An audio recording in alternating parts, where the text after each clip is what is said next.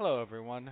My name is Robert Winfree, and what you're about to listen to is an old episode of a podcast I used to host called Everyone Loves a Bad Guy. This was part of my look at the wonderful world of professional wrestling, and along that particular journey, which has been rebroadcast here out of order, but originally it was chronological. Um, I made the decision that certain characters were going to get independent shows rather than be attached to an era, either because they crossed eras or they were just so awesome I preferred to give them their own show, and this was the first of those. This is myself and my good friend Pat Mullin talking about the one, the only Roddy Piper. Now, this podcast originally aired July 25th, 2014, just about a year before Piper's untimely passing. I believe we had a tribute show that was re-aired at some point in the near-ish past. So, I mean, if you're listening to this, you are more than capable of looking up that show if you want to look it up. But this was just, again, the two of us talking about what a great wrestling villain Roddy Piper was. So, thank you very much for listening, for all that you can do to support the show and the network. You can find us on any podcast platform. Like, comment, subscribe. It all helps. Thank you very, very much as always. Throw it to my past self, and I hope you all enjoy the show.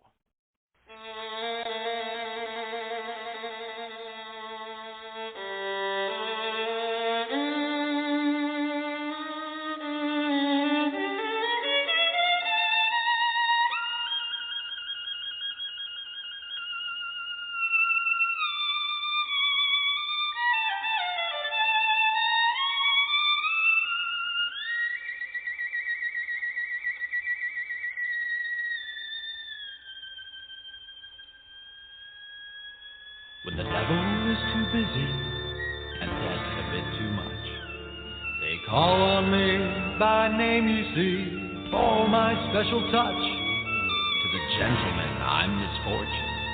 To the ladies, I'm surprise.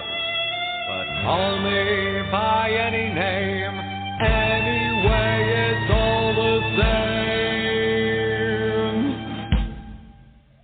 I'm the fly in your suit, I'm the pebble in your shoe, I'm the bee beneath your bed, I'm a bump on every head, I'm the heel on which you slip, I'm a pin in every hit, I'm the thorn in your side, makes you wriggle and ride, and it's so easy when you're evil.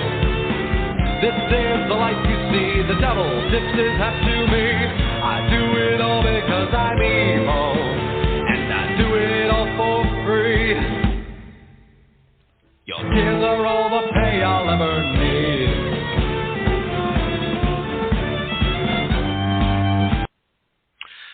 Hello, everybody, and welcome to another episode of Everyone Loves a Bad Guy. Thank you all so very much for joining us. I'm your host for this show, and have been since its inception, because it's mine. Haven't farmed it out yet, so we're going to try and keep that record going. I imagine I'll farm it out at some point, but I'm going for some kind of record here on the Radlitz Broadcasting Network, but not giving up, sending up my show to somebody else. But I'm Robert Winfree, as I mentioned, your host, and again, thanks for joining us here. If you're listening live on a Friday night, thanks. I very much appreciate it. You can mute the awful WWE commentary if you're watching SmackDown. You can mute the horrible Bellator commentary if you're watching Bellator, and you can listen to me and my guests wax poetic about villainy across various forms of medium. And again, I know there's hundreds of thousands of podcasts, and you guys who are out there, choose mine. Thank you. If you like it, tell a friend. I'm trying to grow this thing here, people. My goal is to someday read copy for some horrible product that they will pay me to do. It's a goal. It's a low-hanging fruit, but I'll set goals. All right, tonight, continuing in our discussion of professional wrestling villains, which has been fun. I've had a couple different guests. We've got a return offender tonight here in the form of Pat Mullin, who I'll bring on in just a second. But before I bring him out, tonight, since I talked about 80s wrestling last week with Steve Cook, and much thanks to him for stepping up and talking the boom period of the World Wrestling Federation with me, we omitted Roddy Piper last week because Piper's awesome. So he gets his own show, which is tonight. And he's going to be the focus of our discussion, memories, promos, maybe a match or two, all that fun stuff that goes along with one of the great heat seekers in the history of professional wrestling. So, I already mentioned Pat's my guest. He's coming back because he loves Roddy Piper just that much. And he even threatened to leave the state of New Jersey to come after me if I did not allow him on this show. And to get Pat out of Jersey, not a great thing, but there's a lot of effort there. So everybody welcome him back. Pat Mullin has returned yet again. How you doing tonight, Pat? Oh, I'm fantastic, Robert. And just so everyone's clear, the Roddy Piper we'll be talking about tonight is not going to be the guy who sounds like he's had 15 beers and is having trouble remembering where he left his car. It's the glory years of Roddy Piper, folks. As much fun as we have, it's sometimes at the expense of Roddy Piper nowadays. Yeah, we're talking about his best years. Yeah, this so, is not Pat, the Maniac from It's Always Sunny in Philadelphia. He was on that? Oh, God. Roddy, you deserve better than that show. That show is great, but his character is pretty much how a lot of people see Roddy now, awful. Unfortunately. That show is awful. Sorry, comedy's subjective. I'm not going to... My opinion, I can't stand it. I really just can't. But, so, Pat, again, if you listen... To anyone out there, if you listen to our show talking about territories, you know that Pat's a big WWF guy, WWE, whatever. He was, he's from that area of the world. That was the first wrestling he was exposed to. So, I imagine Piper was probably one of the first guys you were exposed to as a fan that just kind of got, I'm stumbling over my... that just kind of made you want to reach through the television set and punch him in the face. It's actually funny because the majority of my early exposure to Roddy Piper was after Roddy had made his babyface turn in the WWF and became, ironically, after being its most hated heel, one of its most beloved characters of all time. And that's a lot of credit to Roddy as far as being a great performer who could do anything with the people. But my first exposure to Roddy as a heel actually came in the form of, like, the Coliseum Video Home Series.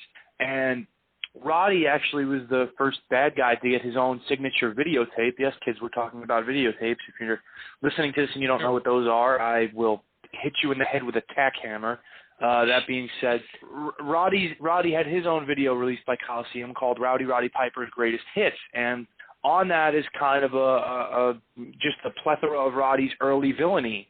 And it captures a lot of his early moments as far as the first few editions of Piper's Pit, some of his more dastardly antics during matches with people like Superfly Jimmy Snuka, Andre the Giant, the Junkyard Dog, and of course Hulk Hogan.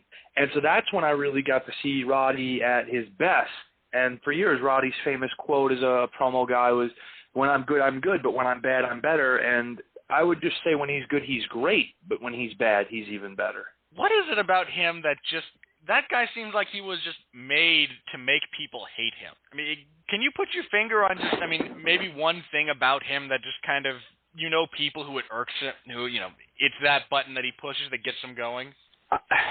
There's a quote saying that in order to make it in any type of business, you have to have brains and balls, and you've got too much of one and not enough of the other.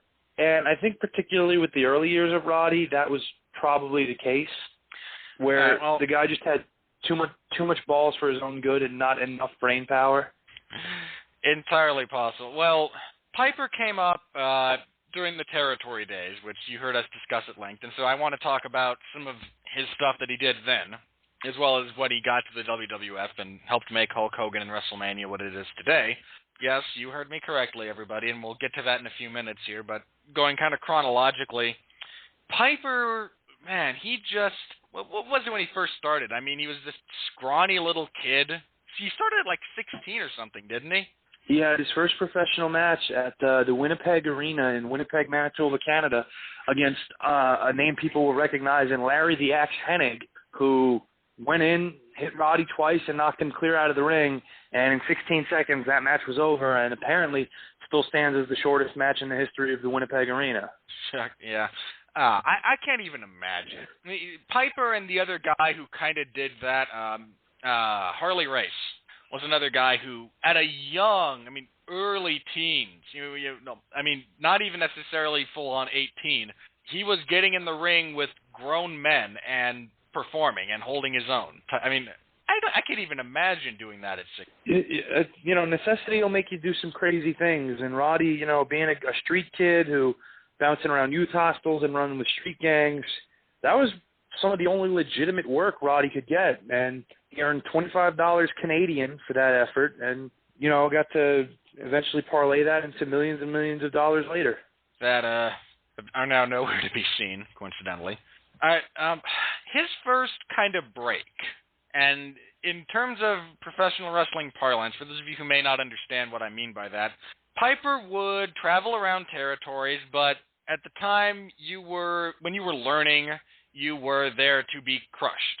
You went out, the established talent beat you, you got paid, you went home. You weren't a character. You didn't necessarily have a gimmick. You weren't even guaranteed to be brought back the next week. So when you say that you got a break, that means someone decided, okay, I can maybe do something with you. Let's try an angle. Let's try a bit of a story. Let's commit time and resources into this person and what they're going to accomplish. And the way he tells it, his first break came, I believe it was in California, and he went out and he got crushed by Johnny Rodz wrestling as Java Rook, and came out the next week with a T-shirt in a play on the Marlboro ad campaign at the time. The ad campaign was, I'd rather fight than switch, meaning I'd rather fight you over my brand of cigarette than move to a different one. And Piper came out with a shirt that said, I'd rather switch sides than fight, because he got crushed by Johnny Rodz, who legitimately hurt people. And he became manager of the guy who just crushed him the week before, and he was kind of off and running from there. I had a point there. I had some caffeine. Probably my mind is not firing on all cylinders. This really is a Rod pod, then. Oh, yeah. Now all I need is some bagpipe music, the occasional Baby Jesus line, and we'll just be all fine. But, okay, so he got his start kind of there, and he got some pretty serious heat in the California area. I mean, the story he tells is he insulted the Guerrero family, who were, real Southern California with a heavy Latino population. The Guerreros are, about as famous as you can get at the time, and he mocked them, he mocked the Mexican national anthem, just all this crazy stuff that he did. Piper understood how to make people hate him to the point where people were actually, trying to kill him, which is a really lost art nowadays, someone who knows how to incite a crowd to just want your blood. Yeah, and that was probably the first real lesson Roddy caught on to, was that the guys who make the money are the guys who people pay to see, whether they love them or they hate them. And Roddy probably figured, it's really easy to piss somebody off. It's hard to make somebody like you. So I'm going to go that route. And what happened was Roddy getting put into position after the incident with Java Rook, a.k.a. Johnny Rodz, where he was drawing heat, and they kind of portrayed him as wrestling's youngest millionaire, that he was able to buy Java Rook into his, stable. And he only wound up managing Java Rook at the time, but that's the magic of wrestling. And then they ended up pairing Roddy, who was getting all this heat, with the top baby facing the promotion based out of Los Angeles, which was Chavo Guerrero Sr. And they toured all around the territory, and Roddy would do things like wear T-shirts that said "White is right." He cut a particularly scathing promo on Mexican people, and keep in mind that the TV show for the Los Angeles territory also aired not only in just heavily Latino markets in California, but also aired in markets in Mexico. And so what happened was Roddy cut a promo on top of a burro that they had painted as a zebra, telling Mexicans they didn't know whether they wanted to be black or be white, and they couldn't make up their mind, and that's why they're brown. And that resulted in death threats at the offices of the LaBelles, who ran the promotion. The Olympic Auditorium had extra police detail because that was their main arena that they ran, and it was pretty surreal. And so they worked out a deal where, man, how can we make this even bigger? And Roddy said, well, I have an idea if you let me go with it, to the booker at the time, Leo Garibaldi. And Leo was all for it. And what happened was Roddy made a public apology on TV saying, I'm sorry, I went too far, and what's going to happen is, if you guys come to the arena show, I'm going to play the Mexican national anthem on the gaita, which is the bagpipes in Spanish. And so the arena's there, and everything's fine. And Roddy, the announcer says, please rise for the playing of the national anthem, is done by Roddy Piper. And Roddy plays La Cucaracha.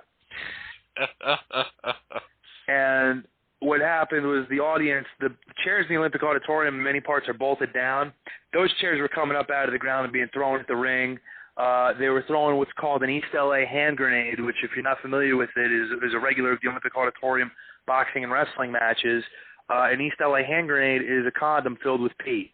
And so those were being hurled at the ring, and they couldn't even get the show started because of the riot that ensued. That, guys and gals, is heat. Now, when I'm going to refer to him more than once and his ability to generate legitimate heat. Now, I have my feeling on the difference between heat and what we get in terms of professional wrestling terminology and what you get today. So, but in general, Pat, if you could, for those who may not be as familiar with the terminology and some of our differentials, how would you, in kind of broad strokes, differentiate the type of heat that Piper, or we talked about the Freebirds a couple of weeks ago, what they would get and the way they would incite people versus what you get today? Well, the big difference is creative freedom and how willing certain territories were to push the envelope, because you're talking about, excuse me, in the sense of the territory, you're talking about independently owned businesses like a supermarket without being part of a chain, for example. So let's call it your local, whatever supermarket, mom and pop market. And nowadays, the WWE is a publicly traded company that's internationally known, and they're more like a Walmart. In these territories, you can get away with doing certain things a certain way. Maybe if it's not up to a certain guideline that's preset in place. But when you're a publicly traded company that doesn't want to take any risks with its money, you're going to get very cookie-cutter, safe ways of doing things, and that's, unfortunately, a lot of guys become creatively stifled because of that, and it's not just in terms of getting people to make them hated, it's in terms of what they can do to get people to like them and everything else in between. But because of the creative freedom difference that you have between those two, you see such a difference in the passion of the fans who are involved that you're never going to see a situation where the WWE will cause a near riot because of someone who is so hated by the audience, as they should have been, that the people want their blood. And that's a shame, because that really made a lot of these, older wrestling angles still so relevant today, and will continue to make them relevant today, and why, the last, I don't know how many years of WWE programming has been so forgettable. Yeah, and here's a brief preview of kind of how I plan on lining this up. I want to do kind of the whole professional wrestling industry a bit chronologically. Now, this won't be completely all-inclusive, but we're moving forward, and at the end of it, I want to talk about wrestling as it stands today. This wound up working out in terms of timing, because if I'd had this self-same podcast and discussion about wrestling villains today and whatnot a few months ago even, it would be completely different than where it will be by the end of this. We'll see how things play out and whatnot. But I feel personally the lack of heat is a big problem with a lot of villains today, and a variety of reasons, and that will be discussed at some future date, probably a couple more, give or take. But Piper was, and here's my other question for you about Piper. Piper was not a ring technician. I could name maybe 2 really good matches featuring Roddy Piper. But that didn't matter, because he was so adept at getting people to hate him that the fact that it wasn't a 5-star classic when he got in the ring with someone didn't really matter. You just really wanted to see him get hurt. And so is that something else try to phrase this properly. Is that something you feel is another thing that's kind of lost? Is that guys who, you get so fixated on what you do from bell to bell that you lose the ability to build properly or to get people's interest? Yes. I will say I feel that it's a bigger problem for the baby faces of today than the heels. But at the same time, I think Roddy is similar to a guy we spoke of in our territory discussion in Jerry Lawler, in that they are absolutely never going to be confused with Lou Thesz and what they deliver in between the ropes in terms of, going catch as catch can, hold for hold. But they're so adept at getting people to emotionally invest in what they're doing prior to this match, and they understand the psychology and the beats of the match as it goes on and where they need to take things in what direction during that match, that it's irrelevant. And there are guys today who, say they look at, we watch tapes of this guy and we want to try to do what they did. But the problem is you can watch a Roddy Piper match and see the reactions to the crowd. They're not reacting because Roddy did a certain mannerism a certain way. They're reacting largely based on what Roddy did prior to this match to get it to such a fever pitch. When the two guys finally got into the ring, the crowd was, paying attention to nothing but those two guys in the ring and didn't care about anything else in the world for, that 10, 12, 15, 20 minutes, however long that match lasted. Yeah, okay. Piper was so good at some things that, again, we talked about what he would do in the heavily, the Southern California, Northern Mexico markets, his stuff with the Guerreros, mocking the Mexican people, all that fun stuff. But, and as broad sweeping as something like that is, at the same time, he can do something that's just not even, again, not broad sweeping hatred, just something that makes him seem like a bit of a dick. And I really hope I'm not confused. Piper has kind of slipped into this pantheon in my head of, I will occasionally see something great, and later on, when I'm trying to recall who was associated with it, I just assume it's him. It was him and I think Cowboy... So hang on. So if I'm wrong about this, that's why. But wasn't it him and Cowboy Bob that, shaved the head of the Haitian kid? One of my all-time favorite bad guy dick moments, just for the sake of being a dick. Yes, it was Roddy and Cowboy Bob who, on an episode of Piper's Pit, it was on a Saturday night's main event, I believe, actually, that it aired. And this was in the build to Roddy's WrestleMania 2 boxing match with Mr. T, where they talked about the Haiti Kid. Now the Haiti Kid is a friend of Mr. T's, and they had him on the pit. And when Haiti Kid's giving them answers they don't like, all of a sudden Bob Orton just grabs him from behind and lifts him off the ground. And Piper says, "You want to be like Mr. T? Well, we're going to make you like Mr. T." It starts cutting off his hair into this stupid-looking mohawk, and you just see the Haiti Kid's legs kicking in the air. For those of you who don't know, the Haiti Kid is a dwarf. Was. I don't know if he's still alive or not. And look, I don't know if dwarf or midget or whatever term is correct.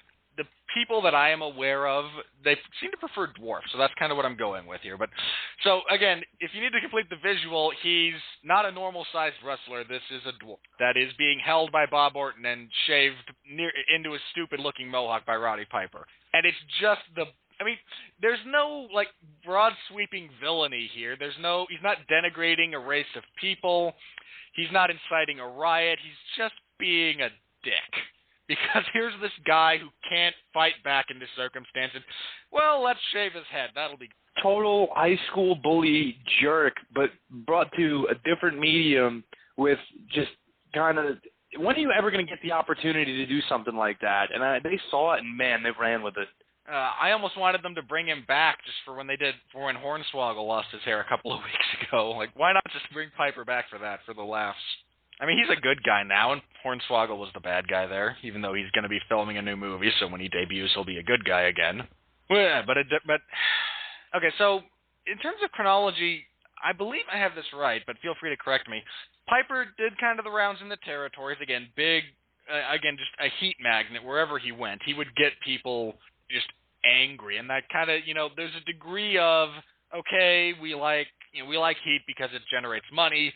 We don't want so much heat that people stop coming, or facilities don't want us running their location because they might be burned down in a riot or large property damage. So Piper, and the other thing about Piper was he kind of knew how to do what a lot of guys did in that day, and that was you take your act different places. When he had a couple of appearances for the WWF, and then they cut him loose. He went to the NWA and then moved back to WWF. I believe I have that right. I just seem to recall that he had a cup of coffee there at one point, and it didn't work out, so he left, and they brought him back a couple of years later. What happened was when Roddy had really gotten hot over in Los Angeles, someone in the WWF office, it may have been George Scott, I'm not positive. I don't know if George was there at the time for sure. I think he still might have been working with the NWA, but somebody had heard about this guy, Roddy Piper, getting all this heat in Los Angeles, and Vince McMahon Sr. had heard about it and decided he wanted to bring him into MSG and kind of try him out.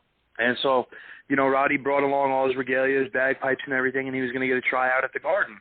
And it was 1979, and it's in the locker room, the heel locker room, and what had happened was somebody, distracted him or said something to him, and Freddie Blassie and Lou Albano stuffed his bagpipes with toilet paper.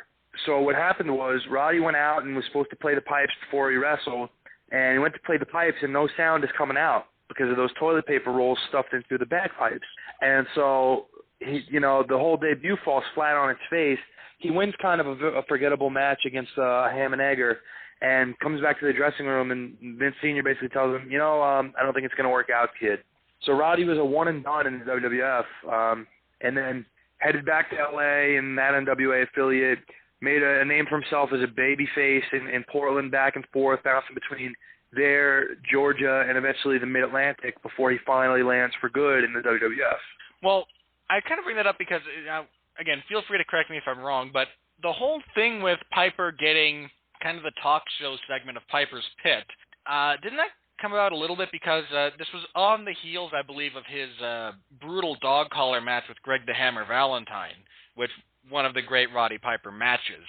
And he was legitimately, he had a ruptured eardrum, so legitimately has his balance off a little bit. And he had I seem to recall that he had some kind of an injury or something that prevented him from actively wrestling. And one of the ways to keep him in your consciousness, and we brought him in, we'll give him a talk show segment because this guy is a great talker and he doesn't have to wrestle for a while he heals up. Am I right there? Yeah, there's a little bit more to it. They also wanted to use Roddy to try to get some other guys over. Namely, initially, it was Paul Orndorff and Dr. David Schultz. But the idea was that Roddy was not physically ready to wrestle so soon after the events of the dog collar match with Greg Valentine, and a series of follow-up matches with him, too, in that same manner, had really done damage to the left ear of Roddy, where he just kind of bled profusely and the eardrum was broken, and so he wasn't necessarily ready to perform. And so what they wanted to do was keep him on TV, keep him getting Orndorff and Schultz over, because they had a lot invested in those two guys, but I think they, for whatever reason, felt like Piper would get them even more heat. In the case of Orndorff, I completely understand it, because Orndorff was not a great talker. Schultz was not a particularly great talker, but he said some pretty off-the-wall stuff that would always have you pay attention. But the idea was to get Roddy. Botchamania infamy. Yeah, but the idea was to get Roddy invested in them because Roddy had this reputation in all these territories of being their number one heat getter. So I think that was the idea, that Roddy could take these guys from maybe being good heels to main event caliber heels with his, association.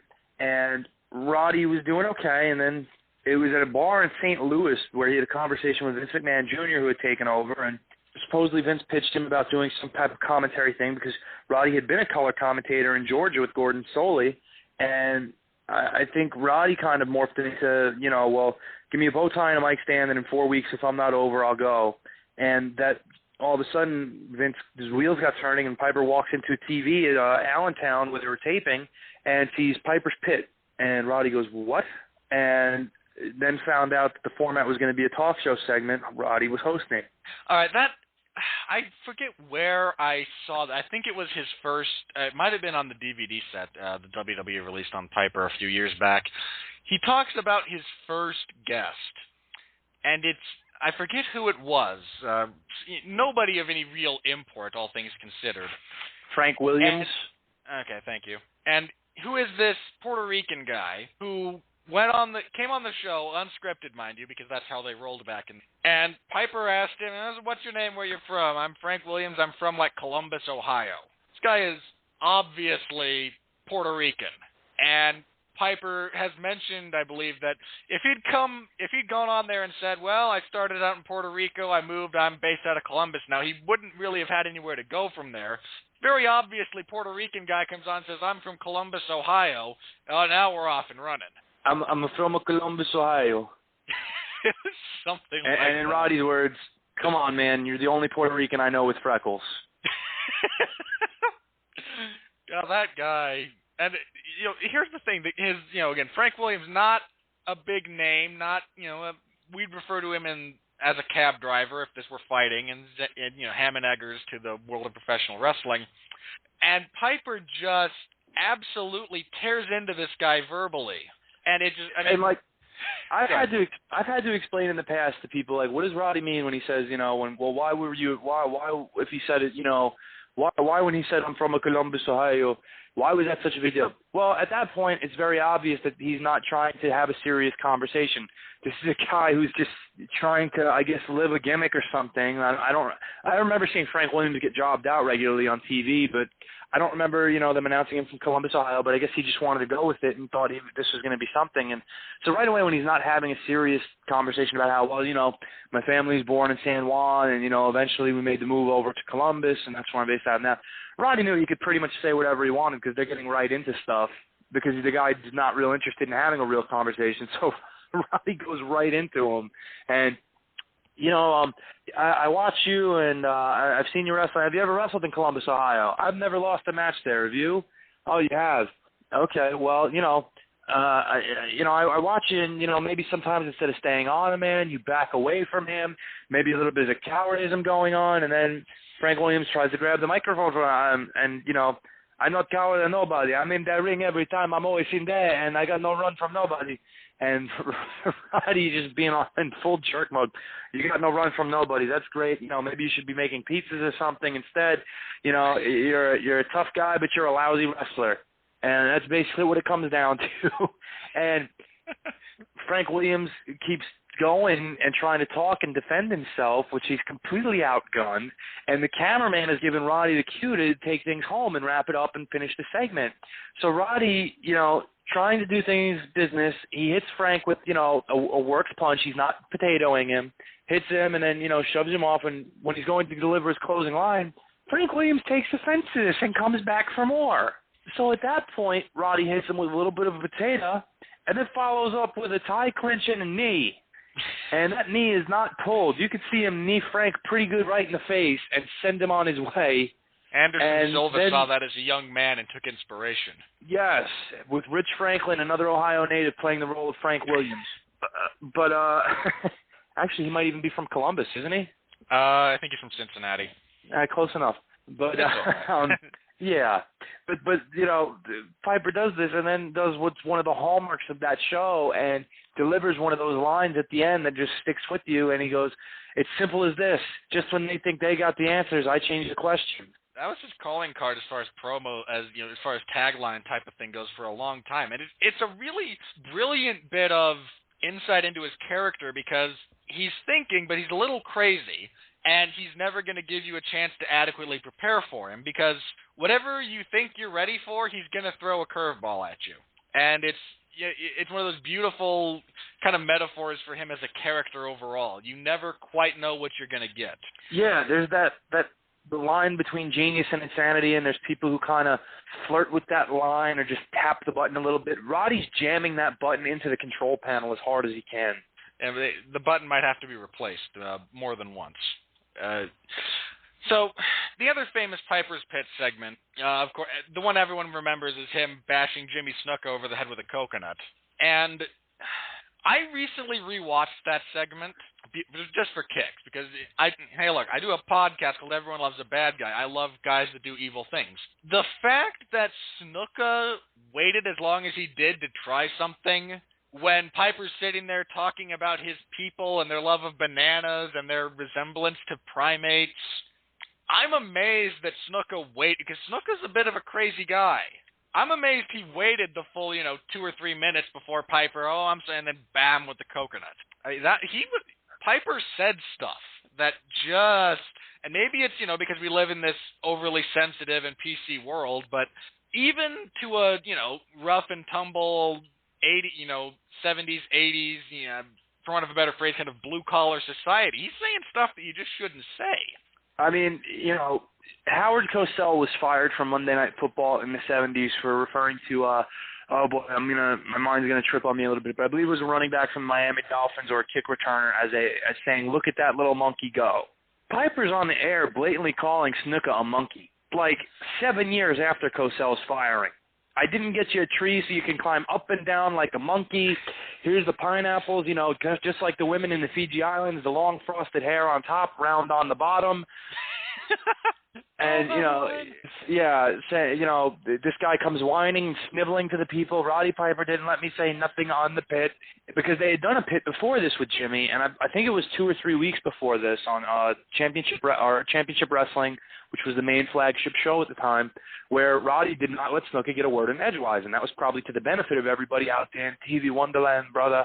But, God bless just how Snuka, Roddy, but the man could not talk very well. Yeah, and that was Roddy knowing that clearly just took full advantage of it and figured, I can protect Jimmy a little bit by not having him sound nuts, and I can come off as an even bigger jerk by not letting him get a word in edgewise, and everybody will win. And that was true. So that resulted in them wanting him back, and they wanted to follow up on this, and they were going to build this angle between Piper and Snuka. And just kind of from a personal experience standpoint, my dad and my uncle were living together at the time in I believe it was 1984 when the incident happened. I think it was December of 84. I could be a little bit off on that. It might have been August 84 actually, but my Uncle Jimmy was out pretty late in the night and kind of came home a little bit haggard and disoriented, as we all do sometimes if you engage in some alcoholic beverages during the course of a night. And my dad, being a big wrestling fan, is sitting down watching Championship Wrestling, and it just so happens to be that particular episode. My Uncle Jimmy comes downstairs from his bedroom, and, he's watching for a second, seeing this guy talking to him, and all of a sudden there comes a coconut into play, and it explodes on the head of Jimmy Snuka, and they go through the motions of Snuka basically knocking the whole set down because he's knocked senseless, Piper whipping him with his belt and, blowing snot at him and then getting away. And they had the commercial with Tito Santana, Brian Blair, and Chief Jay Strongbow restraining just Jimmy Snuka who just lost it and wants to kill somebody. I know that's in poor taste. I'm sorry. But my uncle Joe Rogan could have called him a killer, and it would have been true, hypothetically. Legal boilerplate. My uncle stops, allegedly, pauses, and looks at my dad and goes, "Did I really just see that, or am I still drunk?" Because nobody ever did anything like that. Who hit somebody with a coconut? And that was not a gimmicked coconut. For those of you who don't know what that means, that was a legitimate coconut, like you buy from the store. There were not cracks in it. It had not been loosened or, made to explode easier. It wasn't a fake coconut. That's a real coconut that he hit him in the head hard enough to break the coconut. Those things are hard. If you ever buy a coconut in the supermarket, just try hitting it against the wall and seeing how hard it is to get that thing to break. He broke that on somebody's face. It's no wonder Jimmy has all these mental issues years later. He probably suffered a pretty severe concussion and never got treated. Well, he was definitely out for a minute because you can see that when he turns, he has his hands up, but that's kind of a forced thing where his body's still in motion falling against this set, and it just keeps going down, down, down, and he's moving one way, his legs are moving another. He looks like a chiropractor's nightmare as he's doing this. And Roddy, just to make it even worse, looks at him, thinks about what to do. Then takes his belt off, whips him, blows snot at him, waits for him to get up and be able to see him in plain view, and slams the door as soon as Snuka charges at him and gets away. You don't make villains like that anymore. Because everybody loved Snuka at the time. Snuka was he was very popular, and for a variety of reasons. He looked great. He had a good in-ring style. He had kind of the Hulk Hogan thing in that, you might not be able to put your finger on it, but he connects with the audience. And Snuka had that, so he gets crushed by Roddy Piper, and Piper then does what a good heel does. Make sure you know it's me, and then now I'm running away, because you might actually kill me. And do you have any other favorite segments to come out of Piper's Pit? Because, the WWE even a few years ago, whenever they had something big that they wanted done or announced in the ring, they didn't, you didn't go to Chris Jericho for the highlight reel. You actually found Roddy Piper wherever he was. You paid him some money, and you got him to show up the week before to promote it, and then the week after to actually do the event. Sorry, go ahead. No, keep going, because I'm ready with mine. But I was just going to say, for an example, a few years ago when Shawn Michaels turned on Hulk Hogan, they actually ran an episode of Raw where they were like, all right, we're going to figure out what's going on, so we're going to get Shawn Michaels out here in the ring, and somebody's going to get his motivations. And they had people lobbying for this spot. I mentioned Chris Jericho in the highlight reel. I believe you had Carlitos Cabana at the same time. I don't know if Edge was doing his segment or if he was on an injury hiatus. I forget. The timeline might be a little fuzzy. But you had at least two other guys saying, no, we want to do it. We want to get Shawn Michaels in the ring, and we're going to ask him. We're going to find out what the heck is going on. Why did he super kick Hulk Hogan on the 4th of July? Then the bagpipes hit. Piper comes out, basically tells both of them to sit down, shut up. There's only one place this happens. I mean, it's just that big of a deal that they bring it out. I mean, again, relatively, it wouldn't surprise me if, the next couple of weeks, for whatever reason, if they have something big that happens, we need somebody to, we need a venue type thing, a theoretical venue for this, confrontation, this promo, whatever, to take place. Well, let's find Roddy Piper. If he's not doing anything, we can bring out Piper's Pit, and it means something. Piper's Pit just became the place for stuff like that because it was so unpredictable that you never knew what was going to happen. So especially if they would advertise a big name on there, people were aware that there's a chance this could be, must-see TV. And, I mean, that's why they did, like Hogan and Andre doing their famous confrontation in the pit where, Roddy promised to deliver Hulk Hogan, Jesse Ventura promised to deliver Andre, and they did. But as far as a heel, like in the pit with Roddy, some of the more fun ones are, and you can find them on various, file sharing websites and stuff like that, like YouTube. But when he gets the newly babyface turned George Steele in Piper's Pit, it is a lot of fun because it's very much, a Frank Williams type situation where Roddy just puts on his bully hat against someone who's clearly incapable of defending themselves. And two of my other favorites involve Andre the Giant, who was a babyface at the time. The first time Andre was on Piper's Pit, there was a little backstage joke that Andre would play on Roddy, where Roddy could just ask him something simple like, hey, Andre, are these your deck of cards? And Andre would just look at him and say, none of your business. And so they schedule a Piper's Pit with Andre, and, Roddy's in there and said, do you speak English? Where do you come from? None of your business. And Roddy starts making and says, okay, I understand you have a very big body. It's gargantuan. You're a giant. But your brain is not giant. It's very little teeny-weeny. Takes out his gum and uses it as an example. And Andre, with one hand, stands up, pulls Roddy up by his shirt onto the top of the table that's in front of them, and just lets him go and says au revoir and walks away. And Roddy's screaming, yelling, big tough guy that he is after Andre left. And they get Andre on again a little later. And this is when Roddy had enlisted Cowboy Bob as a bodyguard. And Roddy's just being very backhandedly complimentary. And at the end of the segment, Mr. Giant, thank you so much for coming on, Mr. Giant. It was a pleasure. And you see, like, Roddy watching and waiting for him to walk away, and Bob giving him the high sign that, okay, it's clear. And Roddy just closes with the line, what an idiot. But maybe the best is when he had the live Piper's Pits and arena shows in Madison Square Garden and stuff like that. And one particularly memorable one, he had Bruno Sammartino on. And they're in Madison Square Garden, and Ace is there, Cowboy Bob, and Bruno's being very standoffish with Piper, and if your friend's going to stay out here, I can go get one of my friends to stay out here too. And no, it's okay. Ace, go to the back. It's okay. And Piper sits down with Bruno, who's older at this point, and looks at him. He goes, I can't help but look at you and think you're so much uglier than I am. Your nose is on the other side of your face. Your ears are all knobby and nasty. He goes, but on the plus side, you lost a little bit of weight, didn't you? You look pretty good. You got. He's like, that's right. I used to be 285, now I'm 265, and lost a little bit of hair there too, didn't you? And Bruno and Roddy start looking at it back and forth, and then Roddy eventually, in the heart of New York City, calls Bruno the most beloved wrestling icon there's been, a wop. And racial slurs are just not used today in the PC world we live in. And calling Bruno a wop in front of a very large, not only just Italian audience, but an audience that loved him for the 60s and 70s and 80s, is like trying to say, hey, come kick my ass when you see me outside. Might as well have the giant sign. What was the thing from the third Die Hard movie?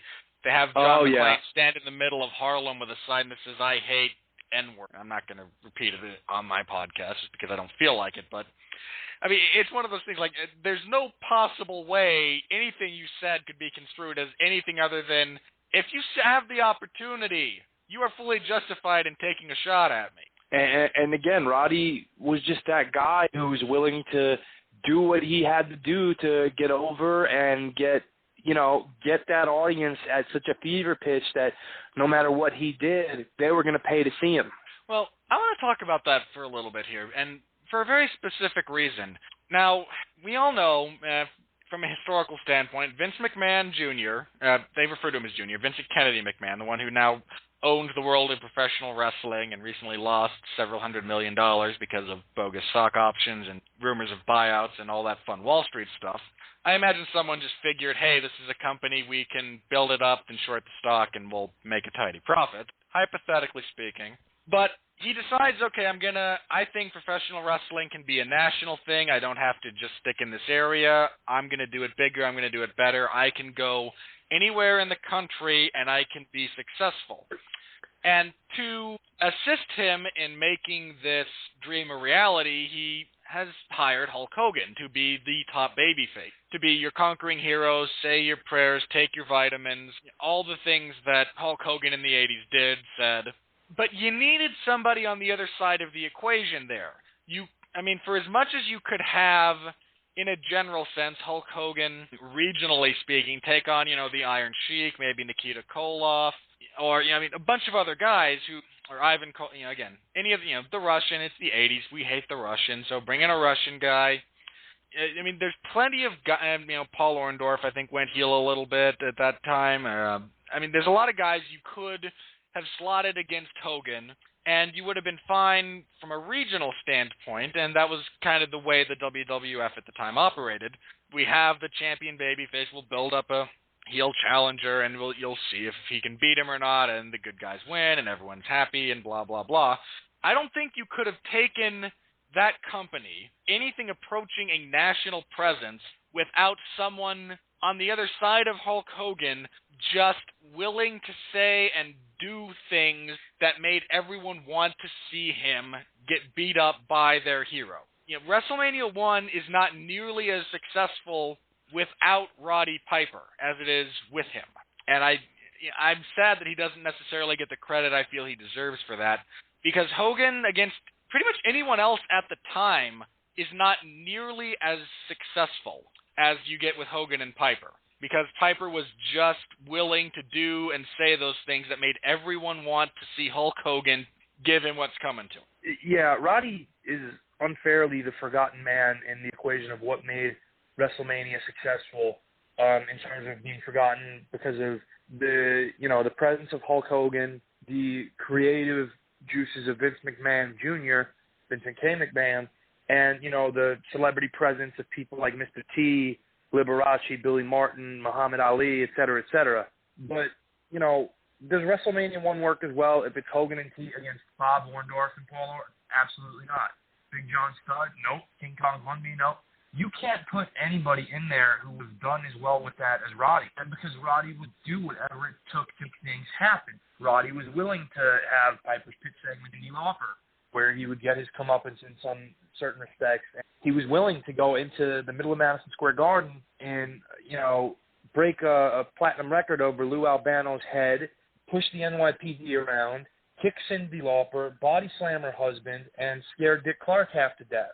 He was willing to let Misty get involved in his match with Hogan and blindside him and attack him and piss off, everybody in attendance. Roddy was getting threats on MTV from people like Dee Snider and the Jay Giles Band and Little Richard and Alan Hunter and every VJ. And everybody was aware of this because of everything Roddy was doing. Roddy wasn't just attacking Hulk Hogan. Roddy was attacking MTV because he was smart enough to see the big picture. He was attacking Cyndi Lauper.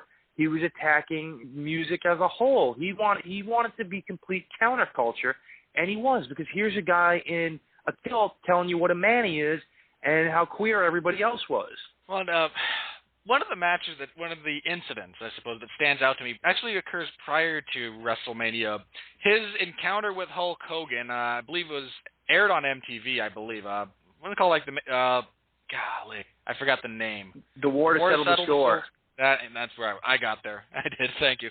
But, I mean, the first thing he does, he comes out, I believe we come on air, and Piper's standing in the middle of the ring with a guitar and says quite loudly, no mic, but loud enough for the camera mics to pick up, "This is what I think of your rock and roll," and proceeds to crush this guitar in the middle of the ring.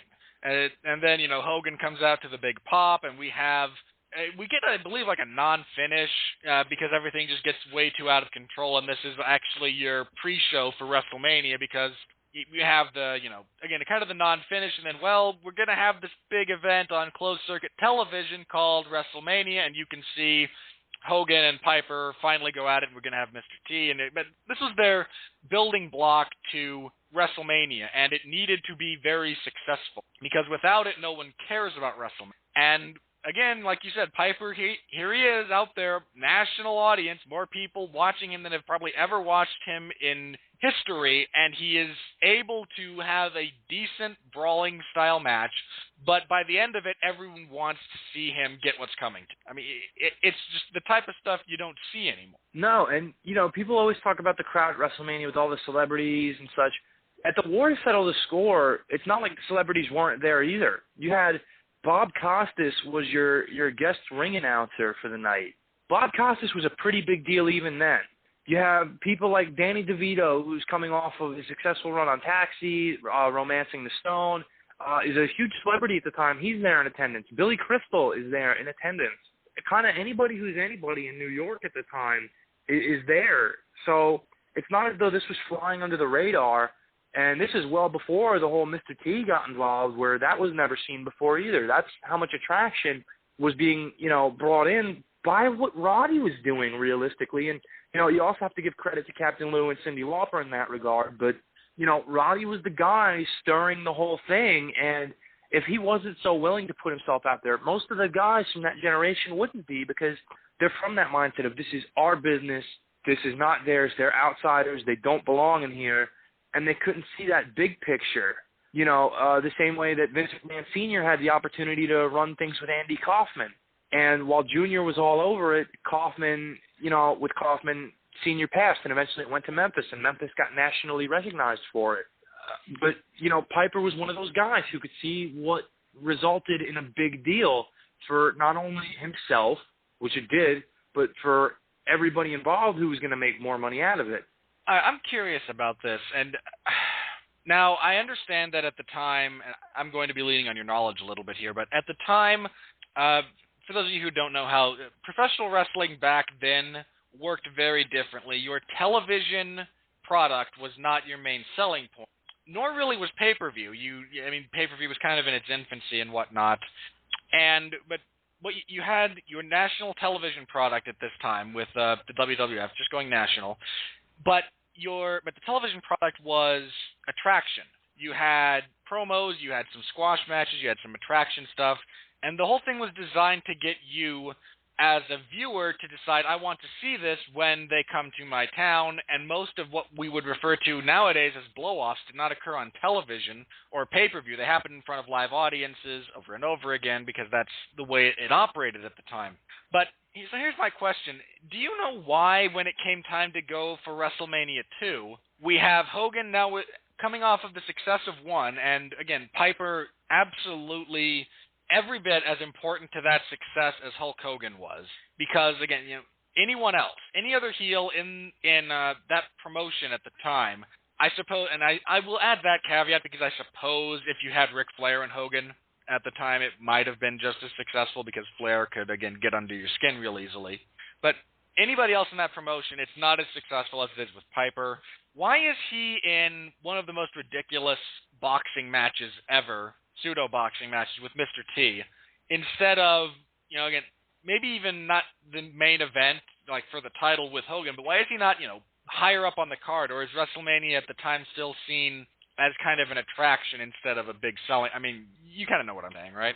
Yeah, and that's another question that's been asked too, is why was WrestleMania, a tag match instead of a singles bout between Hogan and Piper? And I think the same argument kind of applies here, whereas why did you have, Hogan and Bundy, and then Piper was in this, gimmicked up boxing match with Mr. T?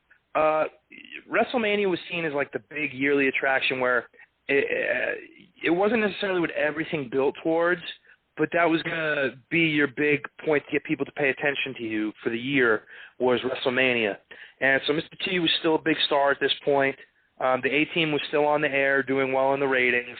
T himself had, numerous endorsements and such at the time, and was a known commodity to wrestling fans because of the first one. And the mutual dislike between Piper and T was very palpable, even to people who weren't necessarily wrestling fans. The goal of WrestleMania 2 was to do something different than the first and something bigger. So to do that, they expanded to 3 cities. They ran a card at the Uniondale, in Uniondale, New York, and Long Island at the Nassau Coliseum. They ran one at the Rosemont Horizon in Chicago, and they ran the LA Sports Arena in California. And each of those events needed something as its own independent main event to get people to come out to the arenas. Because, again, this was a closed-circuit feature. Pay-per-view was still very new, so people weren't necessarily completely positive on how to work it. So there was that. But, again, a lot of what they were hoping for on this were the arena receipts, because you're running 3 arenas and showing the closed circuit at each one. So they're thinking they're going to get 3 sellouts. If they can really amp the gate up and make it big, this would be great. So Piper and T was, to the Brain Trust, an absolute must-main event at one of these spots rather than pairing it with something and overloading one end and giving nothing to another. So they did that, and I think the goal was they wanted to keep and continue the celebrity physical involvement, and they felt that T was capable of it. And because of the animosity with Roddy, you never got a true blow-off between those two, because it was Orndorff who took the fall in the tag match, and maybe not coincidentally wound up working the first match of the entire card at WrestleMania 2. Oh, that poor guy. Well, and that match, God, his encounter, I don't really want to call it a match with Mr. T, is one of the most bizarre things ever, especially once you've heard Roddy kind of talk about it. They taped up his thumbs so that he couldn't grab.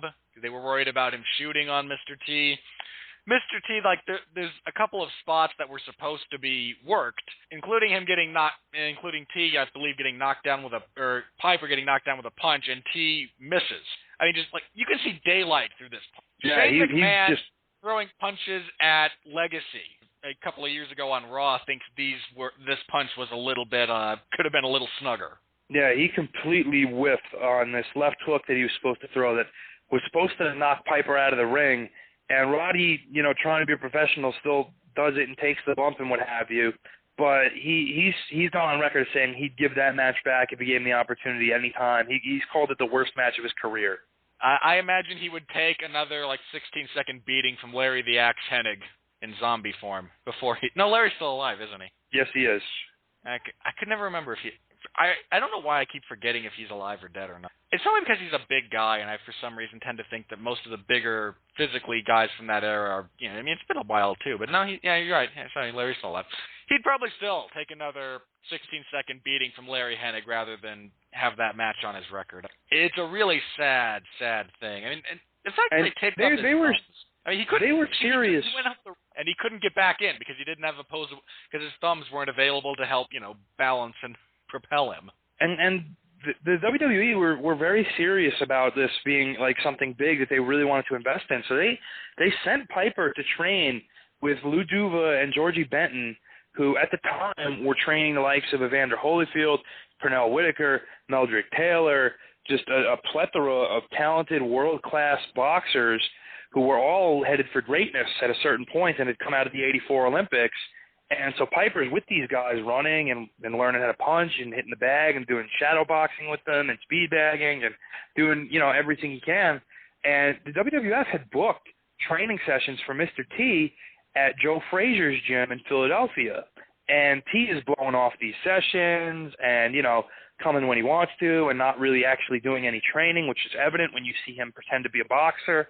And only showed up for when they really harassed him, hey, we have a whole camera crew here to film with you. You need to be here. Because this year, instead of being paired with Hulk, who kept T in line and kept him as a professional, T's left to his own devices, and as a result is acting like a bit of a diva and doing what he wants to do. He's a big star, blah, blah, blah. And so I think it's pretty evident when you even see them in the ring having this worked boxing match that one guy is pretty capable of fighting and the other isn't. Which is yeah. I mean, Mr. T's work as Clubber Lang in Rocky III might have been more believable than his stuff with Piper, and that's due in no small part because apparently Stallone's willing to bump for you hypothetically. And the Rocky movies, from a technical boxing standpoint, are just awful. I mean, you're a boxing fan, right? I mean, I love most of those movies, and 3 is probably my second favorite behind 1, but you don't watch those movies to get a feel for how to actually box. No, you don't.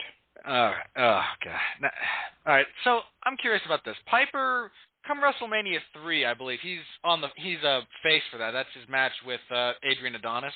Yes. Okay.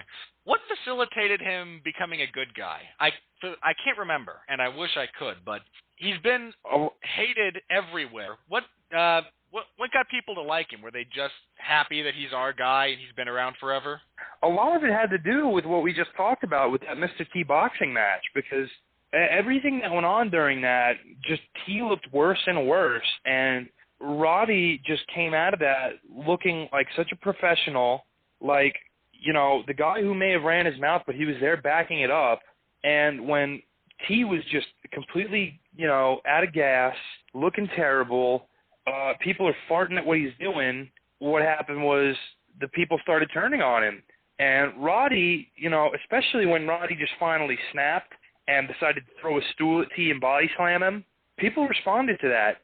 And there was a little crowd of people, you know, who were kind of coming around to Roddy because Roddy was this ultimate rebel kind of character who was, you know, kind of, before there was the Steve Austin telling off his boss, Roddy's telling off everybody and not really caring, and there were people who respond to that. And so you had kind of a little, like, following for Roddy, but that expanded even more when you saw Roddy in the situation with Mr. T. And I think part of that, too, a lot of it has to do with the fact that T was on his own, because instead of, again, T being paired with Hogan, who would maintain the support of the wrestling fans, wrestling fans are weird in that they see themselves as part of the show and part of the goings-on, and, they have that outsider mentality too, and T is an outsider. Roddy's a wrestler, so Roddy's defending wrestling in a sense, and people respond to that, and, there's a groundswelling during that fight in Unionville where all of a sudden you just start hearing, Roddy, Roddy, Roddy, towards the end of it. And, that kind of facilitated a necessary face turn for Piper because he was just so over with everybody without him ever changing. People came around to him. Which is a great thing for any... it was the same thing that Steve Austin did years later. Stone Cold Steve Austin did not change. From the inception, his version of Stone Cold Steve Austin to his last match, I would dare say, this is my thing about, and this is something that kind of shocks me just a little bit when you actually think about it, but Stone Cold Steve Austin was the same character from start to finish. Now, once he dropped Ringmaster, went to Stone Cold Steve Austin, he was Stone Cold, same character, until he was forced to be done in the ring after WrestleMania 19. And even his appearances after that, when he was the sheriff or whatnot, all that stuff that he did, he's still just Steve Austin. He's the same character for a massive stretch of time. But, we look back on him with Steve Austin is the greatest, and John Cena does it nowadays, and everyone hates him for it. I don't know if Steve Austin would not get the same response that Cena does if he were in that same position today. Just a thought. Yeah, and again, it's the difference of people coming around to you, not you adjusting your character at all. And I'm sure, you'll talk about in later years the idea of heels deliberately trying to get over at the expense of everybody else, because we'll see that pattern emerge. Kevin Nash. Among others. Ric Flair.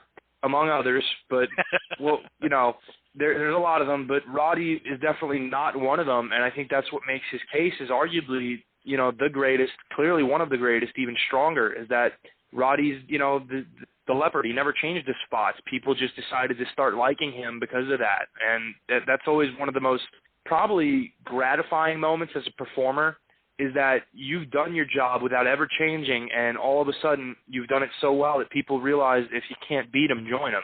All right. Now, Piper as a face in the WWF, since we're just talking about Piper, I don't mind talking about him as a good guy a little bit here. He was a good guy when he did his famous thing with Morton Downey Jr., right? Or if yes. not, if he wasn't, he was by the time that ended. He had turned face, like what we said, not officially during the Mr. T fight, but he took some time off after that to film a movie called Hell Comes to Frogtown. We won't get into that, but Is that a basically sequel to what the he Sam was. Elliott classic Frogs? No, it's not. They did make a Sam sequel to Elliott. Hell Comes to Frogtown, though. Hell Comes to Frogtown, not involving Piper. But basically what happened was during that time when Roddy was off, Adrian Adonis was given his own talk show segment called The Flower Shop to replace Piper's Pit. He even got Cowboy Bob Orton as a bodyguard and replaced Ace's black cowboy hat with a pink one to fit in with his character. And when Roddy came back, he, the first thing he did was question Ace. Ace, what are you doing? And they turn on, and everybody, all the bad guys who Roddy used to associate with, like Orton and Rocco, are turning on him. So Roddy becomes the de facto face and destroys the Flower Shop because nobody liked Adrian Adonis. There was not anybody who was going to root for that character. And that pretty much led through Roddy's babyface turn of '86 into early '87 when he has his retirement with Adrian Adonis at WrestleMania 3. And Roddy's not seen on WWF's TV again till WrestleMania 5. He was out making such classic movies as They Live. I do really like that movie, incidentally enough. One of my favorite fight scenes of all time is him and Keith David.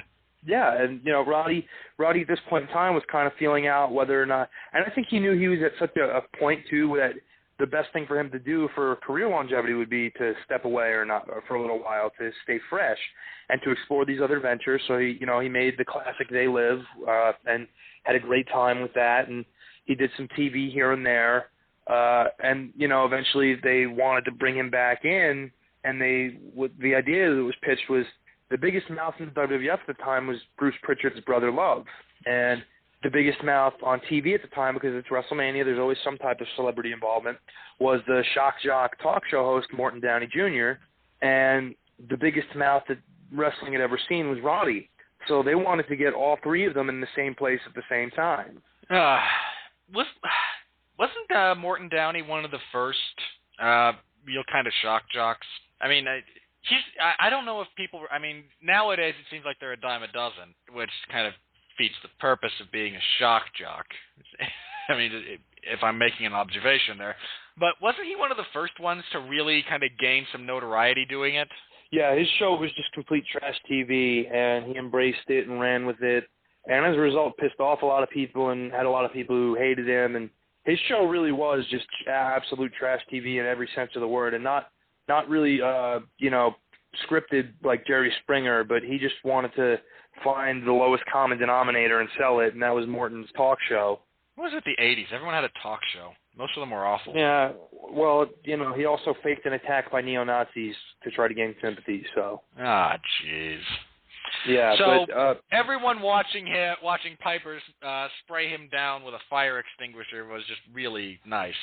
Yeah, and that was Roddy's big return after being gone for 2 years. So, you couldn't really come up with a better scenario than to take maybe the most disliked celebrity of the era in Morton Downey and having Roddy be the one to give him his comeuppance, where Morton noted for being this chain smoker and laughing at tobacco companies and such. Of course, he'd regret this later when he died from cancer and became a very big non-smoking advocate, but damage was done.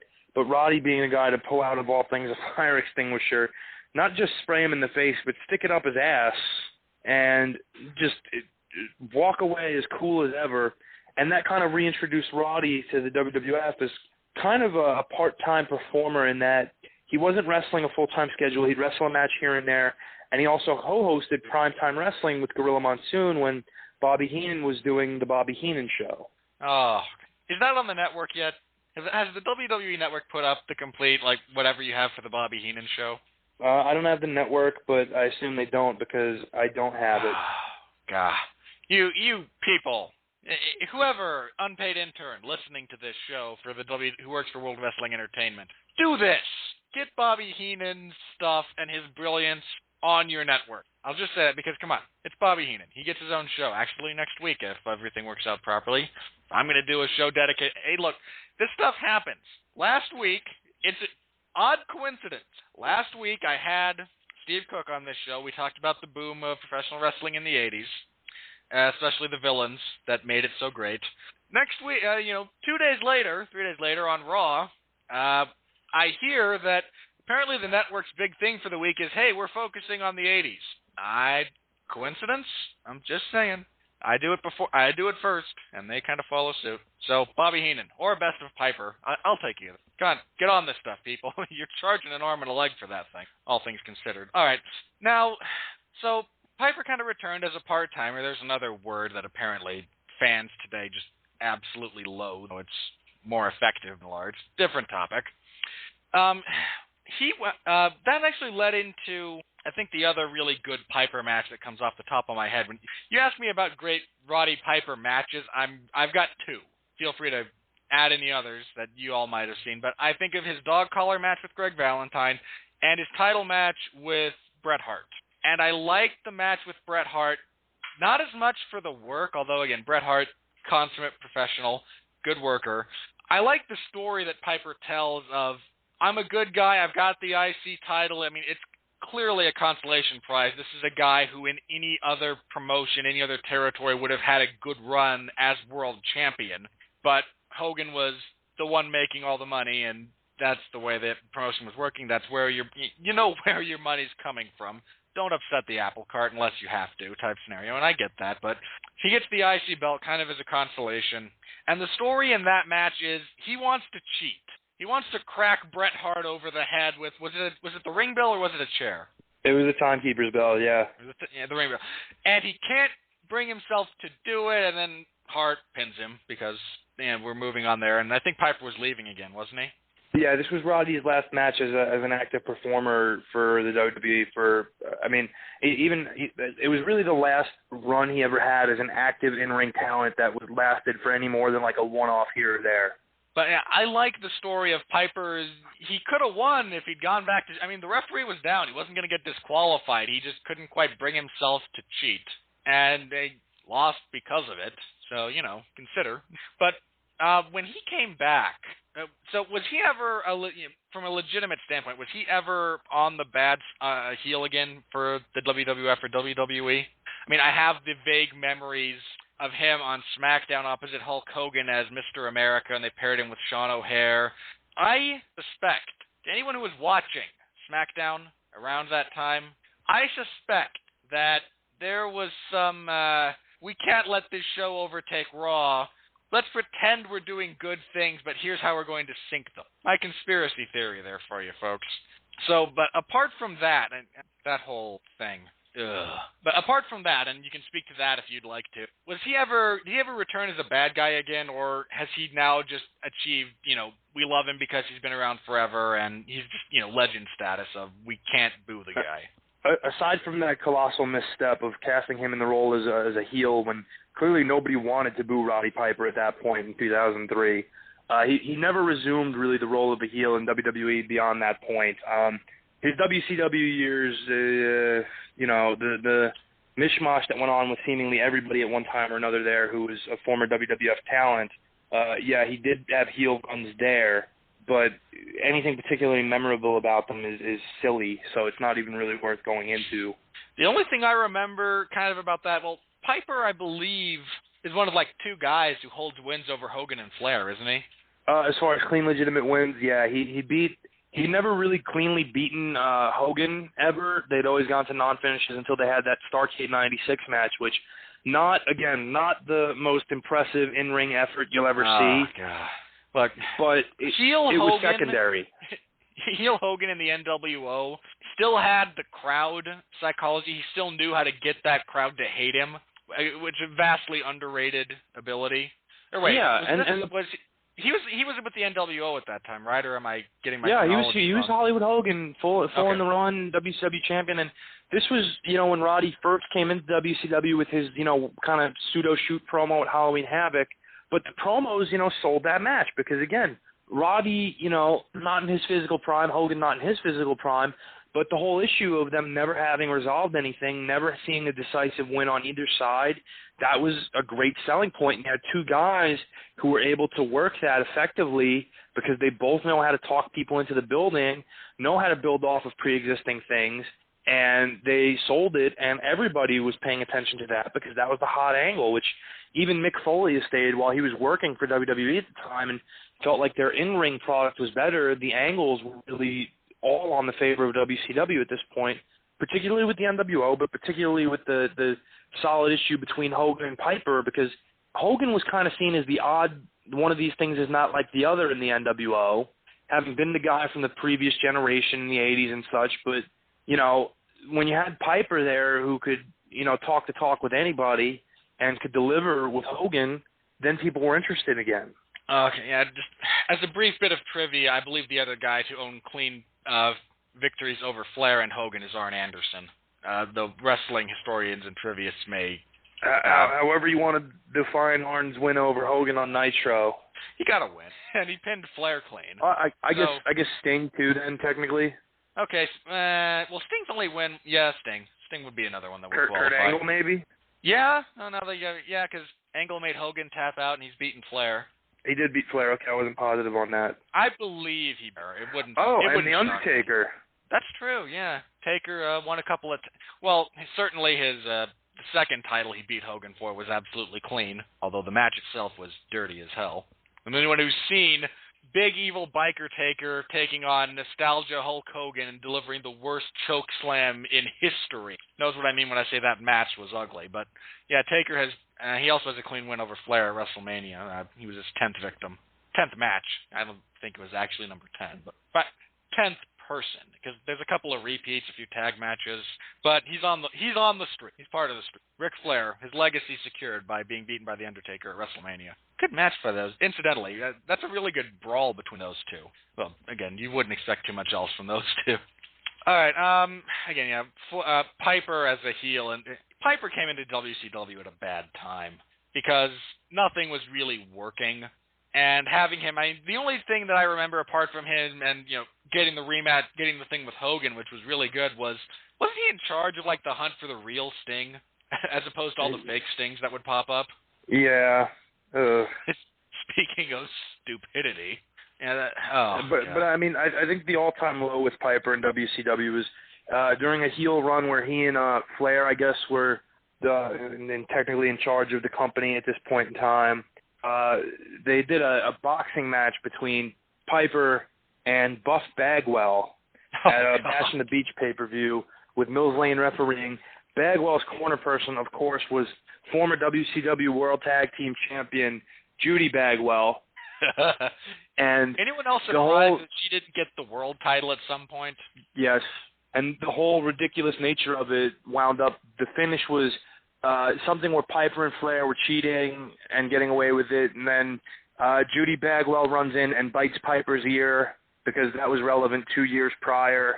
And it happened there too. Yeah, and then she hits him in the head with a bucket or something, and Bagwell gives him a blockbuster and pins him in a boxing match. Yeah. It's WCW. Buff Bagwell. What would... I almost want to go on a rant because what the heck was Bagwell doing? Why were people employing this guy? I mean, he was awful. Listen, there's a lot of mysteries out there. He was, to me, his generation's Brutus Beefcake without having the benefit of a Hogan to keep him employed. At least with Beefcake, you knew he was Hogan's buddy, so okay, there's a bit of a... Bagwell, God.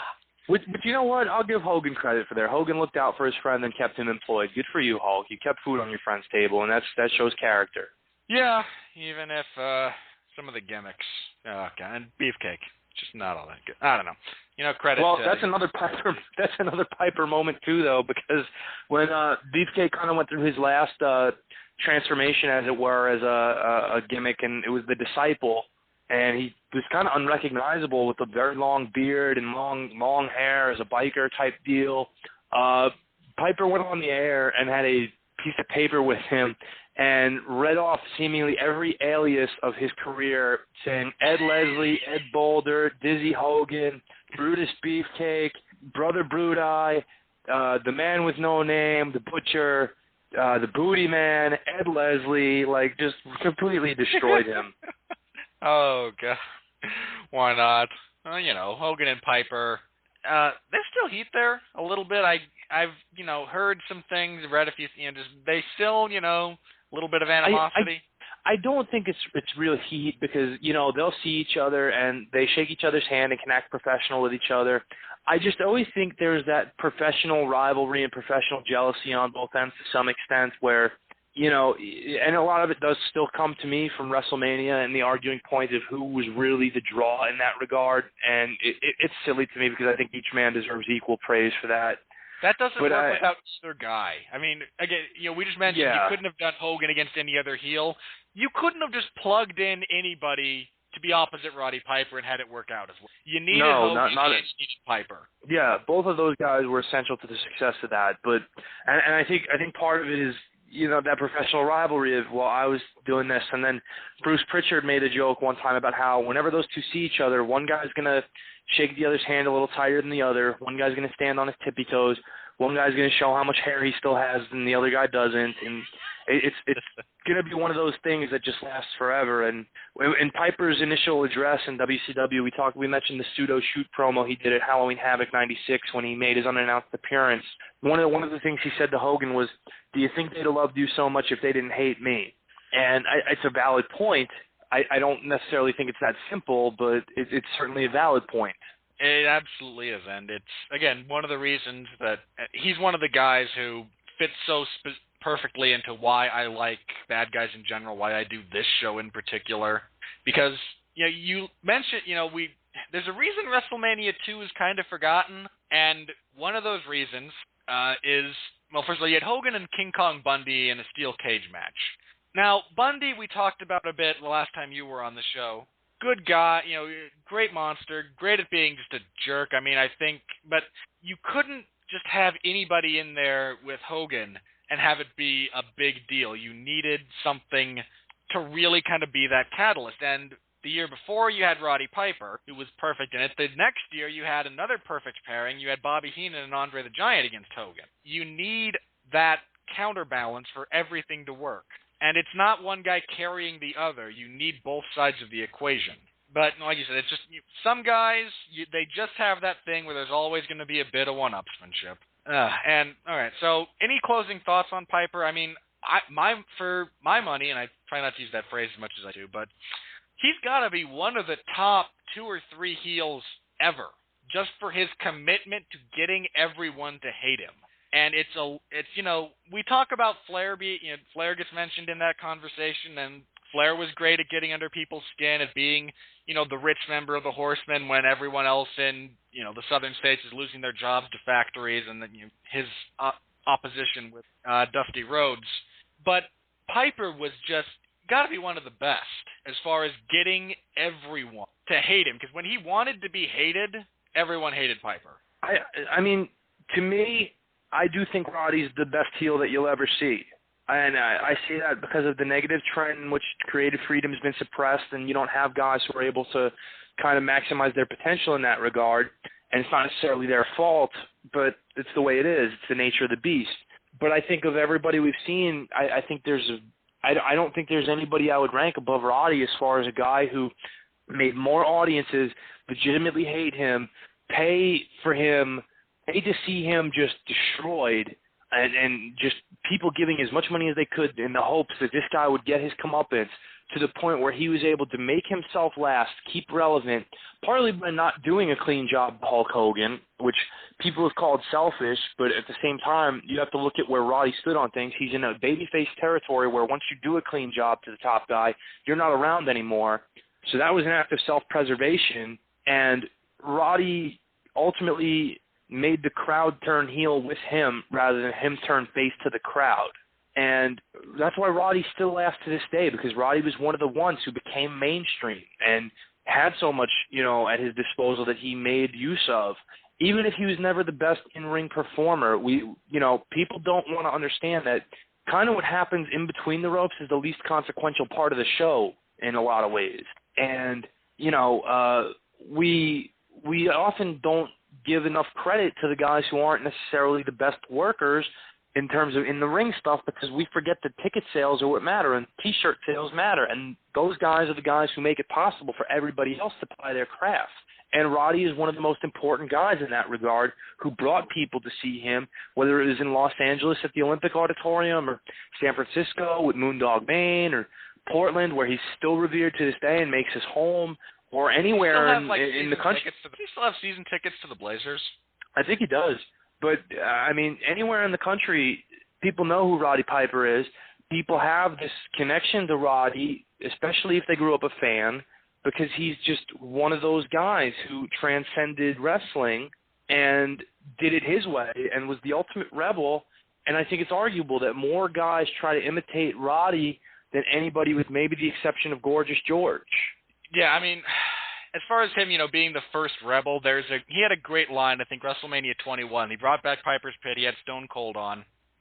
And a really great it's a short segment, but a lot of fun between those two guys for that time that it lasted. But Piper gets on and he talks about the accomplishments of Steve Austin, and I believe the crowd was doing the what thing, which, golly. The fact that it didn't get to Piper and he played off it just speaks to how good he was. Because that throws guys on. Still does. If you get the what chance, there's very few guys who can just work with it and play off of it. And Piper was able to. I mean, he turned to the whole crowd and said, "You guys hard of hearing or something?" And I mean, just, a glorious bit of improv. But he goes to Steve Austin and he says, "You've done all these things, got no problem. But people call you the rebel, and son, I was pissing Vince McMahon off when the red on the back of your neck was diaper rash." Which is not only a great way to mention that he was doing it first, but very subtly kind of implies that Steve Austin is an asshat. That's one way of saying it. I mean, God, Piper, such a good, he was so good when he wanted to be, and sad, it's kind of sad that, I think, what was his last appearance at Company? Because the one I think he did the one with the Shield, didn't he? Fairly recently, I just remembered he did one with the Shield. Ah, that was pretty. Because the other one I remember, they were doing when Raw was going through its guest host phase, which we all kind of look back on as a dark age, by and large. And he was the guest host, and he got a promo in the ring with Vince McMahon. He was going to get kicked in the head. You want to see a PSA is for reasons to stay away from drugs and alcohol, kids. Compare Piper when he was at his best, or even just on a good day. And now, here's one of the things. First of all, I don't care that he rambled. Piper always kind of rambled. The difference was he was able to find his way through it when he was on his game. When he wasn't, it just meandered, like a Warrior promo. And, he got saved. He's going to get kicked in the head by Orton. He got saved by Kofi Kingston. That whole thing fizzled because Kofi's black, and Vince McMahon can't do anything with that. I don't know. All right. Anything else as far as Roddy Piper goes that we haven't touched on that you want to talk about? I think for a guy like Roddy, we could have this show go for 3 days talking about everything he did that we enjoyed, and just not once ever have a bad time doing it. But unfortunately, we can't. It's just not in the cards for us. But I think as far as everything we needed to touch on with Roddy, I think we certainly did. And just an incomparable career that is not likely to ever be, in the same breath as anybody we see in the future. Partly, yes, due to the lack of creative freedom that we brought up, but partly because you don't know if anybody's that good and anybody's willing to do what Roddy did and could do it as well as he did. And that's one of those things that cream always rises, and Roddy just was never going to be stopped and couldn't be. He made it to the top spot in the biggest show in wrestling after he was a skinny kid getting beat up on the road, getting, dropped off at gas stations and told to walk 9 miles to the building and in the snow, and just every reason to quit and not succeed and be held back, and just couldn't be deterred. I remember the last thing I wanted to mention. I don't know how much credence you can lend to this, but apparently Piper was in Scotland doing a UK spoken word tour type thing, which a lot of wrestlers are doing nowadays. And he mentioned that apparently there's a movie being made about his life. Now, assuming he is telling the truth about his life, it's a really interesting story and absolutely could be put compellingly on film. Now, have you heard this news? First of all, I got to ask before I pose my question. Yeah, I know where you're going with this. Well, everyone who's heard this knows where I'm going with. And for those of you who don't know, apparently, and they have cast Mark Wahlberg to play Roddy Piper. Now, My issues with Mark Wahlberg are long established. If you wish to hear some more of them, go onto YouTube, find Mark Radlich's YouTube channel, and listen to myself and Mark's review of Transformers Age of Extinction, where I lay out some of my issues with Mr. Wahlberger. Now, I'm curious to you. Now, I admit, I'm biased. Again, I have been entertained by Mark Wahlberg in movies a grand total of once that I can remember off the top of my head. So I'm biased, and I will step back from this and say to you, do you like that casting? Is that good for you? Do you want to see Mark Wahlberg portray Roddy Piper? I mean, first of all, portraying Roddy Piper takes a certain degree of schizophrenia. Fair point. And Wahlberg has these moments of brilliance where I really like the guy, like in The Other Guys, for example, which is a movie I should by all means hate, but I think it's brilliant. It's him and Will Ferrell just completely playing straight and ridiculous, and it's perfect. And he's proven he can do kind of the quiet, tough guy thing effectively in The Fighter, even with the bad Southie accent. I just think his approach to this is what's going to matter, because when he approaches something openly and has fun with it, like he did in Pain and Gain, Mark Wahlberg can be a lot of fun to watch. When it's something like The Happening or Planet of the Apes or the aforementioned Transformers, and Wahlberg's there for reasons nobody seems to understand except Wahlberg, it tends to be pretty bad. Oh, Wahlberg's there for a paycheck. Let's not beat around the bush here. Michael Bay said, I need someone for Transformers. Apparently, I don't know how much credence to lend this, he asked The Rock on the set of Pain and Gain to be in the fourth Transformers movie. Rock was committed to filming, I think, Hercules. And I have to imagine he had this conversation over the head of Mark Wahlberg, literally, because he's so short. And they went, oh, Mark, you're here. How about you? You want to be in Transformers? And Wahlberg said, sure, you pay me, I'm there. Again, he's a guy born and raised in Paris, Texas, yet still sounds like he was raised outside of Boston. And some of that's on him, some of that's on Michael Bay. Spread the blame however you choose fit, everybody. Yeah, so, okay. I mean, like I said, it takes a certain degree of schizophrenia to play Roddy effectively. I think Wahlberg's in better shape than Roddy's ever been in his life, so that could be interesting. But I don't know that this is necessarily the way I would go. I know they want somebody who's got kind of a tough guy vibe to them to play Roddy, but probably not the direction I would go. I would probably look more to the unknown route than anything. I was going to ask you if you had anyone off the top of your head who would like to see tackle that role. You know what the thing is to me, though, too? We've seen so many people try to imitate him in wrestling, guys like Tom Pritchard, who's made a career out of it, and other people, and it always falls so short of what's good that do we really want to see anybody imitating Roddy anymore?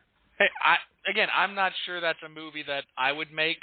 I mean, again, great story, again, assuming all of Piper's details and whatnot are accurate, but I don't think a movie set in the world of professional wrestling is ever going to be all that successful, with the lone exception of The Wrestler. And I don't think anything else could really kind of strike that balance between appealing to fans of the genre of professional wrestling and appealing to kind of a broad audience. It's just a subject matter that if I were a studio, I would generally steer clear, because I don't think you could name me a good movie about professional wrestling outside of Darren Aronofsky's. Body Slam? I can mute you. Starring Roddy Piper? Yeah, it's just something that's so difficult, because it's like having a movie about a play. It's just so difficult to touch on all the things that go into it, because you're going into a show and doing, shows completely about other shows. There's a reason, most television shows that go that route aren't terribly successful. Movies, and you get into kind of a niche genre like pro wrestling, I don't think it'll be terribly successful.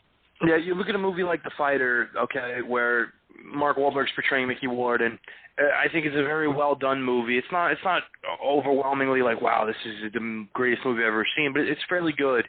And yet you had a plethora of people complaining, well, where are the Arturo Gatti fights? They're not in there. That's not right. And, because they don't understand that the all-encompassing story is not about that. They were great fights, and they're important to his career, but they're not important to the narrative that's being told. And so I can't help but think you have that same situation come up, especially with the career, with the longevity of Piper's and everything that's in between, with Not even, I mean, if you talk just getting to the point where he retired at WrestleMania 3, okay, and you leave out everything afterward, that seems like you're leaving out a ton. But there's so much going into it prior to that, are you really? Yeah, it's. I think that's a loose situation. All things considered. All right, that is going to wrap us up, though. We've said everything we want to say about Roddy Piper. I do need to ask you, Pat. Are you planning on seeing Hercules, and would you be interested in reviewing it with me right about Wednesday? Wednesday. I don't know if I can get to see it by Wednesday. I would absolutely be interested in reviewing it, because I do plan to see it. Okay. If you can accept the fact that Brett Ratner is a terribly limited director, and you know what you're getting into going in, it's enjoyable. I'm hoping to shoot for Monday. That's my goal. So if I can do it by Monday, we'll definitely be able to review Wednesday. Alrighty. Let me know how that goes. I mean, because I know you wanted to see it. Mark has no interest, and I took my mom to see it so I've seen it, and I don't want to give away a whole review, but so let me know when you see it. We'll see if we can get something set up. And coincidentally, the week after, the big review for Guardians of the Galaxy will be on the Radulich and Broadcasting Network. So everybody be aware of that. All right. Yeah, and we'll all be seeing that at some point. Yeah. Who doesn't want to see a talking raccoon with a giant gun riding Vin Diesel who can only say, "I am Groot"? At least they've accepted his range. All right. Well, again, now, as a brief preview, my plan for next week is the only guy who I might have considered putting ahead of Roddy Piper in terms of heels, and that's Bobby Heenan. So I've got to see if anyone's interested in coming on next week, talking Bobby Heenan. We'll get that sussed out. And look for that next week, Bobby Heenan. Week after, I figure we'll dive into WCW and have a go at that as a general rule. So there's a couple of weeks lined up for you, for all fans of the show. And again, thank you so very much for listening, for choosing this show. Tell your friends if you like it, if you think they'd enjoy it. Provide links. Let them know we're on iTunes, Stitcher, Blog Talk, all that fun stuff. Pat, what do you got to plug? Well, I made my first appearance to the newest, oldest version of the Radulich and Broadcasting Network programming, and that's the Whiskey Rebellion. I was on the second episode this past week with Mark Radulich, our esteemed boss and creator of this wonderful web of networks, and two of our good friends from the Casual Heroes, Gavin Napier and Chris Evans. We talk a plethora of topics, not limited to flower beards, corporal punishment for children, where the line is drawn on latchkey kids and open kids, the Denver International Airport conspiracy talk continues. We had a lot of fun. It was a great show where we talk about some pressing matters of the day. The Obama administration, of course, is mentioned in some effect, and if you like political talk at all, you can get into that too. There's something for everybody on this, so I would definitely give it a listen. We had a lot of fun doing it. There'll be a new episode of the Championship Rounds coming this Sunday, which you can hear on the Casual Heroes and all of our syndicators, such as Blog Talk, Reddit, Stitcher, iTunes. A lot of fun we always have doing that show.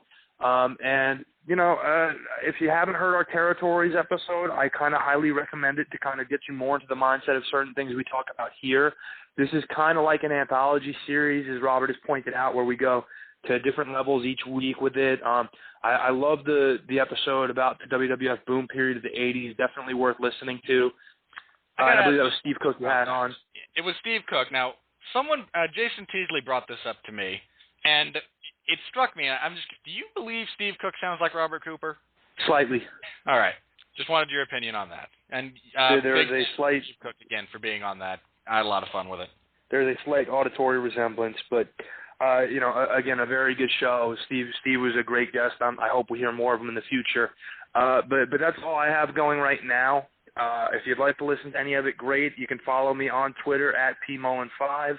So don't be shy about that. Reach out. Tell me you love me. Tell me you hate me. As long as I get a reaction, that's all I really care about. All right. As for me, I host the 411 Ground and Pound radio show every Sunday at 8 p.m. Eastern. It's your weekly dose of all things that encompass the wide, wacky world of mixed martial arts. This week, we'll have a big review, UFC on Fox 12, featuring the I'm not even going to say it. I can't do it. If Harris were here, or one of my brothers who feels like bothering me, they'd mention the word that I'm not going to say pertaining to Robbie Lawler. You mean the super fight?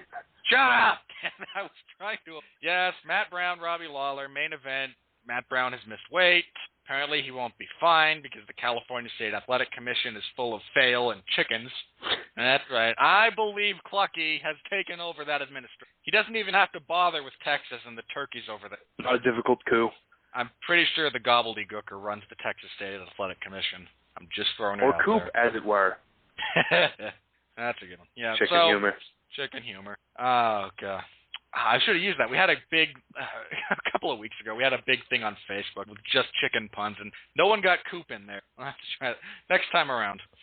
But this week, Sunday, 8 p.m., myself, Jeff Harris probably, will be reviewing UFC on Fox 12. The only super fight the UFC can put together, apparently. So we'll be reviewing all the stuff that happens there. Matt Brown getting kicked in the body until he can't breathe. Robbie Lawler earning a rematch with Johnny Hendricks. That's my prediction. Old man Nogueira, ironically enough, not the older twin, finally coming back from injury, all that fun. So we'll be reviewing all of the action, and we get to talk about some of the other crap that went down this week, because we had news, everybody. We got a fight that fell through, we got a replacement fight, and we got someone returning from retirement. And we can talk about the absolute idiocy of the Nevada State Athletic Commission when dealing with one Chael Sonnen. Just some thoughts. So tune in for that. My weekly column in the MMA Zone of 411mania.com is not up this week. Again, yesterday was my mom's birthday. I was out celebrating. So I didn't get anything up. I'm kind of sad, but I realized that my plan of breaking down the Robbie Lawler-Matt Brown fight could be done in the phrase liver kick. I mean, granted, that's what's going to happen, and Matt Brown's going to fall over. Again, my prediction. So I'll have something up this week. With all the news that's happened and some fights that are coming out, we'll have plenty to talk about. So be on the lookout for that. Oh, this coming Thursday, I don't know what's going on with the Radulich Broadcasting Network. It's either an episode of Metal Hammer of Doom. Their last time out, Mark Radulich and Robert Cooper reviewed the classic Goat Horror album. God, I feel dirty. If it's not that, then it will be the first episode of the Long Road to Ruin tackling Batman the Animated Series. The Volume 1 will be touched on, and it will be awesome. So tune in for that.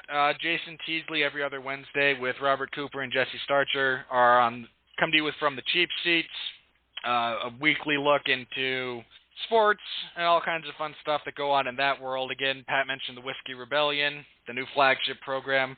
No, they're on Tuesdays now, and the Whiskey Rebellion, I think, is on Wednesday. Or, no, that's on Tuesday. See, scheduling changed. I'm not a creature of change. I'm a creature of habit. But tune into the Whiskey Rebellion, as Pat mentioned. It's a lot of fun, just news of the day type stuff, including Florida Man. Ugh, Florida Man. There's always Florida Man. This particular one was groovy. The last one was funny. Oh, boy. And apparently Florida Woman and Florida Child. A lot of stuff, and makes you wonder, doesn't it? But tune in for that. It's a good show. Again, we'll be back next week. My plan is to tackle the greatness of Bobby the Brain Heenan, the peerless, the one, he's smarter than all of you, and including me. So tune in for that. I'll be back next week again. So thank you to Pat Mullin. Always a pleasure to have you on, sir. And anytime I've got something going on that you want to talk about, you are more than welcome. Just let me know. Thank you, Robert. I will. All right, so for Pat Mullin, I'm Robert Winfree reminding you that whether it's superheroes, professional wrestlers, or anything in between, if you don't have a decent villain, all you have, your hero, he's just a guy in tights, possibly with a cape, who you should, so just keep in mind, you don't want guys in tights, you want heroes, and you need villains. So thank you, everybody, and good night. I'll see you next week. So say good night to the bad guy.